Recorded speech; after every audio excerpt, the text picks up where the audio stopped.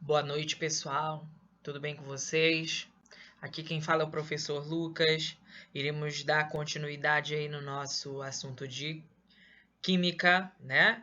E dando prosseguimento, nós iremos aí continuar falando da astronomia, o desenvolvimento tecnológico e a exploração do universo. Mas antes da gente falar, né, no que a gente chama de astronomia, desenvolvimento tecnológico e exploração do universo, é preciso antes que nós lembramos de alguns capítulos interessantes aí dentro da nossa novelinha, né? Que é o nosso assunto. Então, para quem ainda não sabe, né? A gente parte aí, dando do início dessa parte ainda, falando da astronomia. A gente começa a falar da astronomia, né? Do surgimento da astronomia em relação à química desde aí a nossa primeira unidade do livro. Então a gente chega na unidade 3, né? Para quem ainda não está acompanhando, essa parte da nossa que nós vamos falar agora está aí na página 296 do livro de vocês.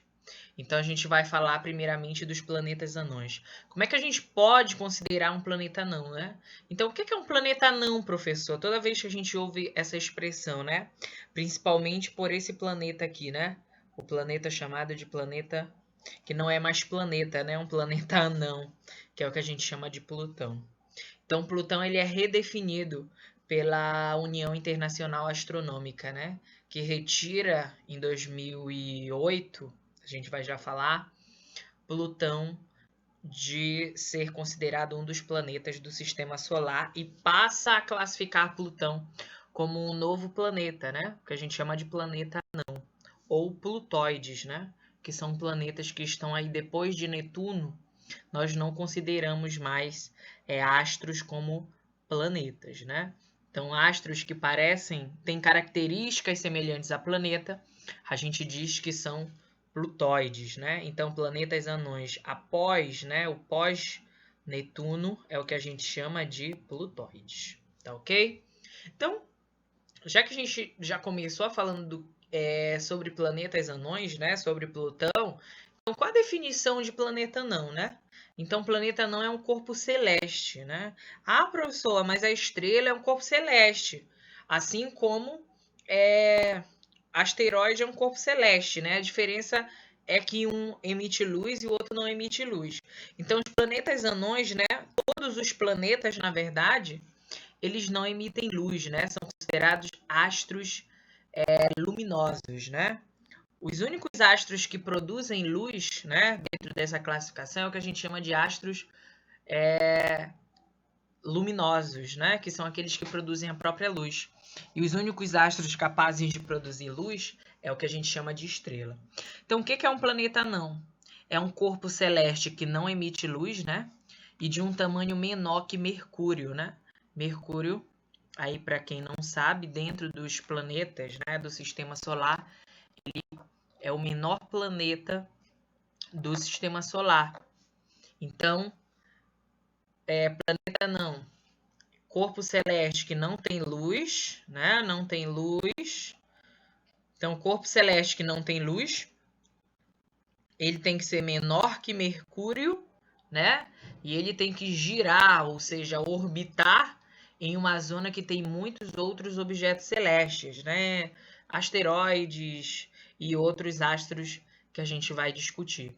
Então, em resumo, planeta anão é o que? Um astro iluminado, né? Aquele que não emite luz e tem um tamanho menor, ou seja, um tamanho inferior ao tamanho de Mercúrio. E por onde ele está orbitando, por onde ele está girando, né? Tem muitos objetos, muitos astros celestes, tá ok? Então aqui a gente tem alguns exemplos de planetas anões, né? O primeiro deles é Plutão. Como eu já disse anteriormente, Plutão ele é desconsiderado a partir de 2008, através da União Astronômica Internacional, que na verdade é uma assembleia, né, que se reúne aí anualmente para discutir ciência, para discutir astronomia. Então, simplesmente, Plutão em 2008 ele é retirado, né, do sistema solar. Não é que Plutão deixa de existir. Plutão ainda continua lá. Mas por que Plutão é retirado? Porque ele tem características, né, mais para planetas anões do que para planetas normais, né, ditos normais. Então, Plutão ele é retirado do nosso sistema solar e ele passa a compor o conjunto aí do que a gente chama de planetas anões, né? Então aí a gente tem, a partir de 2008, essa retirada de Plutão do que a gente chama de sistema solar. E a União Internacional Astronômica ela ainda convenciona dizer o quê, né? Ela ainda diz o quê? Ela ainda diz que os planetas após Netuno, né, que é o nosso último planeta aí do sistema solar, é o planeta mais distante do Sol, esses planetas anões que estão após ou depois de Netuno, eles são chamados de plutóides, né? Então, o Plutão, né? Por que é chamado de plutóides? Porque após aí, né, o Netuno vem Plutão e outros planetas anões. Então a gente convenciona isso. Então a gente tem, além de Plutão, a gente tem mais outros, né, planetas anões, como Makemake, né, Haumea e o planeta anão chamado de Eris, né? Então esses aí, como estão na figura, são os exemplos para nós, né, de planetas anões. Então, planetas anões que nós temos são esses aqui, né? No total de 4, tá ok? Tendo dito isso, né? Os planetas anões, eles são chamados, né? São pequenos quando comparados aos planetas do Sistema Solar, né? Com uma massa inferior, com um tamanho inferior, né? Com um diâmetro, aí que você já estudou geometria, com um diâmetro menor, né? Então ele é relativamente, tem características relativamente inferiores aos planetas do Sistema Solar, tá ok? Então, vamos agora para o conceito de satélites naturais, né? Em geral, a gente tem dois tipos de satélites, né? O que a gente chama de satélites naturais, que não teve intervenção nenhuma humana para ser formado, né? E nós temos os satélites artificiais, que são aqueles satélites que foram criados pelos seres humanos, né? E a gente vai ver os satélites artificiais têm uma importância tremenda, assim como os satélites naturais. Então, qual é o conceito, professor, de satélites naturais? Satélites naturais, então, são chamados de Lua. Professor, então, o senhor está me dizendo que em outros planetas que tem satélite natural tem luas? Tem, não é igual à Lua da Terra, né? Não é igual à nossa Lua, a Lua terrestre, né? Ele é diferente, né? Tem tamanho menor, pode ter tamanho maior. Então, satélites naturais, eles são chamados de Lua, né? Eles são o que a gente chama de corpos celestes, né?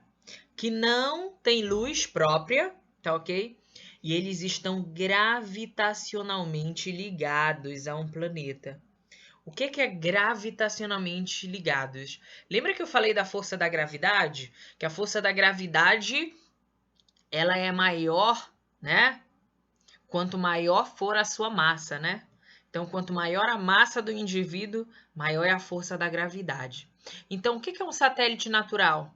É um corpo celeste, né? Um astro não luminoso, natural, que está atraído ali por um planeta que tem uma massa superior a dele.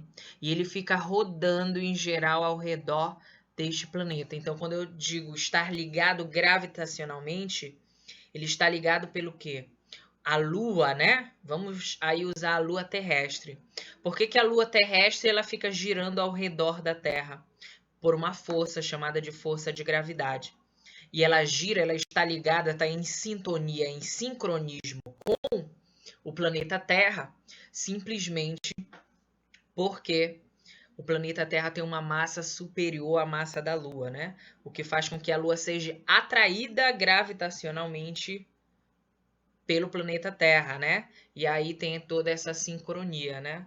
A Lua ela gira aí em torno do planeta Terra por um movimento que a gente chama de movimento de revolução, que a gente vê lá no 8º ano, tá ok? Então, os satélites naturais, eles giram ao redor dos planetas e dos planetas anões. Então, o senhor está me dizendo que pode ter, que tem planeta, tem satélite natural nos planetas anões? Tem. Lá em Plutão, por exemplo, né, que é um planeta anão, segundo a Convenção de 2008, tem o Caronte, que é uma lua de Plutão, que é um satélite natural. Então, satélite natural é um corpo celeste, né, que está girando, né, ao redor de um planeta, né, ligado a ele através do que a gente chama de gravidade, né, ligado à força gravitacional, tá bom? Então, ele realiza um movimento chamado de revolução. Então, toda vez que um corpo celeste, né, de menor massa está ligado com um corpo celeste de maior massa, né? Por que eu estou falando isso? Por que eu estou falando de massa? Olha o tamanho da Terra. Olha a massa da Terra, né? Vamos colocar Mzão na Terra e Mzinho aqui. Mzinho. Mzinho aqui e Mzão aqui. Então, quem você acha que vai conseguir atrair? A Lua vai atrair a Terra ou a Terra vai atrair a Lua? Com certeza, a Terra irá puxar a Lua, né? Então, a Terra diz assim, vem cá, Lua, né? Como a gente pesca, né? O peixe, a gente não puxa lá naquela linhazinha, né? Vai puxando até chegar ao encontro da gente. Então, a Terra faz isso com a Lua por uma força chamada de gravidade, né? Então, um corpo celeste que está girando ao redor de um planeta, né? Pelo que a gente chama de gravidade. Então, o corpo celeste que está girando em um planeta por conta da gravidade, a gente chama isso de satélite natural. E esse movimento de giro ao redor de determinado planeta que tem maior massa é chamado de movimento de revolução. Tá ok? Então, atualmente aí a gente tem registrado mais de 100 satélites naturais, né? A Terra, por exemplo, tem um satélite natural, que é a Lua, né? Aí Júpiter tem no total aí de 4 satélites naturais, né? Um deles é chamado de Europa, né?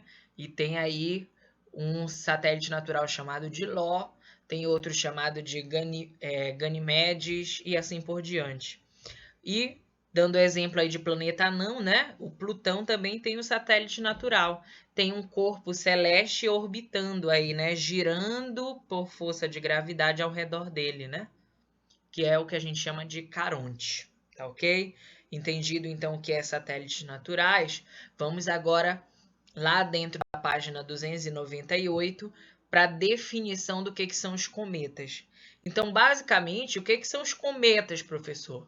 Os cometas, eles são astros, né? Então, os cometas, eles são astros que têm o que a gente chama de dimensões variadas, né? Ou seja, o formato dele é variável, né? Ou seja, tem mudança. O que a gente chama de variável, né? Ou variado, indica que tem o que a gente chama de mudança. Então, toda vez que ocorrer uma mudança, a gente diz que é variável, né? Variável tem que ter mudança. Então, são formados em regiões extremas do sistema solar. Então, geralmente, os cometas são formados em regiões extremas do sistema solar. E por que a gente tem, ó, tá aí na animação, né, mostrando para vocês aqui na animação, ó, vai passar bem aqui. Por que na animação ele tá mostrando aí que o cometa, ele faz como se fosse um rastro, né? Aí ao longo do espaço, né? Por que tem esse rastro? Porque, basicamente, como ele é formado em condições extremas, né, em regiões próximas aí ao Sol, basicamente, o gelo que existia dentro desse astro, né, o gelo, ele sofre o que a gente chama de sublimação. O que é sublimação? Então, existe o que? Astros, né, que é cheio de gelo por conta do quê? Por conta do espaço ele ter uma variação de temperatura muito grande. Então, como os cometas, né, eles acontecem aí em regiões extremas, né, ou seja, ocorrem ao redor do Sol e onde há o aumento, né, uma temperatura muito alta, o que vai acontecer? Acontece o que a gente chama de sublimação. O que é a sublimação? É a passagem, por exemplo, né, do estado sólido diretamente para o que a gente chama de estado gasoso. Então, essa, né, caudazinha, né, esse brilho todo que você vê aí nos cometas é resultado da sublimação. Por quê? Essa sublimação, né, que é a passagem aí do gelo diretamente para o estado gasoso, ela libera um gás, né? Já que ela vai para o estado gasoso. E esse gás, juntamente com a poeira que existe aí dos astros, né, dentro do espaço, ele se desloca no céu, provocando esse brilho total aí dos cometas. Então, o cometa, ele tem a cabeleira, né, que é chamada de goma. Então, a coma, né, desculpe, é coma. Então, a coma, ela é como se fosse o cabelo aí. Então, a coma, ela é como se fosse o cabelo do que a gente chama de cometa, né? Aí a gente tem a cauda de gás. Professor, como é que é formada a cauda de gás mesmo? Pela sublimação, né? Através da sublimação eu tenho a liberação de gás, né? E é por isso que a gente tem esse brilho todo aí. E além da cauda de gás, a gente tem também uma cauda de poeira, formando o que a gente chama de cometa. Então, só repetindo novamente, que cometas, eles se formam em dimensões, né? Ele tem formato variável, né? E ele é constituído pelo quê? Ou por rocha, ou por gelo e poeira, né? Então, o que que acontece? Como ele ocorre em dimensões extremas, o gelo que existe, né? Nesse corpo, nesse astro, né? Ele é transformado rapidamente, né? É como se a gente pegasse o quê? Pega lá uma chapa daquelas de fazer hambúrguer, né? Numa hamburgueria. Pega lá essa chapa. Se eu colocar, por exemplo, o cubinho de gelo diretamente na chapa bem quente, o que, que vai acontecer? A água, vai dar tempo da água ficar no estado líquido? Não, ela começa a evaporar, não é? A se transformar em estágio gasoso. Então, o que que é a sublimação? É quando eu tenho o quê? Eu boto o cubinho de gelo naquela chapa bem quente de fazer hambúrguer e, de repente, esse gelo é transformado todo em gás. E então, o que que acontece? O que que faz acontecer a sublimação aí nessa questão dos cometas? A luz do Sol. Como os cometas eles são formados em regiões muito próximas do Sol, e o Sol, a luz do Sol, ela é muito intensa, é muito quente, a temperatura é muito alta, o derretimento do gelo é muito rápido e a liberação do gás também. Então, juntando-se o que? A liberação do gás com a poeira, esse astro ele começa o quê? A ter esse brilho como se fosse uma caudazinha aí ao redor dele, tá ok? Do astro não luminoso, ok? Então, passando aí para o próximo conceito, é o conceito do que a gente chama de asteroides, né? Professor, o que são os asteroides? São corpos, né? Celestes chamados de corpos rochosos, né? E o que é rocha, professor? Lá do conceito do sexto ano, né? Diz que rocha é um conjunto, né, de minerais. Então, o que é um asteroide? É um corpo rochoso, né? Ou seja, um corpo constituído cheinho de minerais, né? Que não tem um formato regular, ou seja, um formato físico, ele tem um formato irregular, né? E tem o tamanho também variável, ou seja, ele tem formato e um tamanho que muda constantemente, né? Dependendo do asteroide. Então, esses corpos celestes chamados de asteroides, eles orbitam também ao redor do Sol, né? E estando concentrados no que a gente chama de cinturão de asteroides, né? Então, aí ao longo do espaço, né, essa figura ilustra bem, a gente tem vários corpos rochosos, né? De formato irregular, chamados de asteroides. Então, asteroides são corpos rochosos com formato e tamanho variável, né? Ou seja, não tem formatos diferentes aqui e não tem tamanhos diferentes, e ele é formado por rocha. Então ele é chamado de asteroides, tá ok? E dando continuidade aí, vamos agora para os meteoroides, né? Meteoros e meteoritos. Então, o que são os meteoroides, né? Eles são fragmentos de rochas e de metais, né? Ou rochosos metálicos, né? Então tem rochas que elas possuem metais, né? Rochas que possuem, por exemplo, alumínio, né? E tem rochas que têm o quê? Um pouquinho dos metais e tem um pouquinho de outras composições, tá ok? Então, o que que acontece? Os meteoroides, né? Eles são fragmentos metálicos ou a mistura dos dois, que são originados da onde? Dos asteroides que vagam, né, no nosso espaço. Então, o que que acontece? O que que são os meteoros, né? Então, o primeiro a gente falou de meteoroides. Vamos lá só organizar a cabecinha aí. Então, o que que são os meteoroides, professor? Que o senhor acabou de falar. São fragmentos rochosos, né? Que se originaram da onde? Dos asteroides. Já que os asteroides eles são compostos de rochas, né? Então, o que que são os meteoros, professor?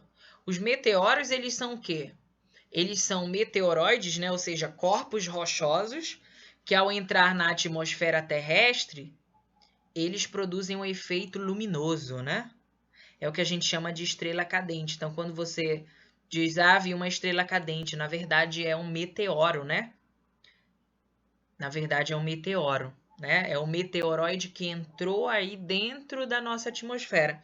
E por que ele apresenta esse brilho, né, característico, né, esse efeito luminoso? Porque basicamente a velocidade com que essa rocha, né, esse pedacinho de rocha vem lá do espaço e passa para a nossa atmosfera, ela é muito grande. E a nossa atmosfera também ela é rica em oxigênio, né? Substância que aí vai fazer com que ocorra uma explosão ou um fogo bem rápido, né? É o que a gente chama de substância que é comburente, né? É um composto que dá origem a fogo muito rápido. Então, o que são os meteoros? É quando esse corpo rochoso ele consegue chegar até a atmosfera, mas ele é dissolvido na atmosfera mesmo. Ele não consegue chegar até a Terra. E qual é a diferença do meteoro para o meteorito? O meteorito ele é o corpo rochoso que consegue o quê? Chegar na atmosfera e também na superfície da Terra. Então, qual é a diferença desse para esse? Meteoro eu não consigo chegar na superfície terrestre. Então, o meteoro vai lhe atingir alguma vez na vida? Não. Por quê? Porque o meteoro ele é dissolvido lá na atmosfera terrestre, tá ok? O meteorito não. Se disser assim, o meteorito vai atingir o planeta Terra em Santarém, aí você tem que ter cuidado, né? Sair de Santarém e ir para outro lugar. Por quê? Porque o meteorito é um corpo rochoso que conseguiu ultrapassar a atmosfera terrestre e chegar nessa superfície da Terra, né? Então aí a gente tem uma animação, né, bem legal de como é que aconteceu aí a chegada do meteorito, né, que promoveu aí a extinção do que a gente chama de dinossauros, né? Uma das classes muito conhecidas aí de animais que a gente estuda aí dentro da zoologia ainda hoje, né? Da paleontologia, que é a ciência que estuda esse passado por meio de restos e de fragmentos. Então, entenderam a diferença entre meteoro e meteorito? Meteoro é o quê? É um corpo rochoso que consegue chegar até a atmosfera e ele explode na atmosfera mesmo, né? Meteorito não. Ele passa da atmosfera e consegue explodir aonde? Na superfície terrestre, né? Então, todos esses fragmentos rochosos que conseguiram chegar aqui na superfície da Terra é chamado de quê? De meteorito. Meteoro ou estrelas cadentes, eles são dissolvidos na própria atmosfera terrestre. Tá ok? Então, ficamos por aí, pessoal. Tenham uma boa noite, né? Tenham um bom dia amanhã. Espero que você esteja contribuído para o processo pedagógico de vocês, né? Para a aprendizagem de vocês. Alguma dúvida, algum questionamento, pode entrar em contato comigo, né? Quem não se inscreveu, inscreva-se no canal. E quem gostou do vídeo, dá um like aí, né? Para ajudar a dar uma forcinha aí pra gente. Tá ok? Boa noite a todos e obrigado pela atenção.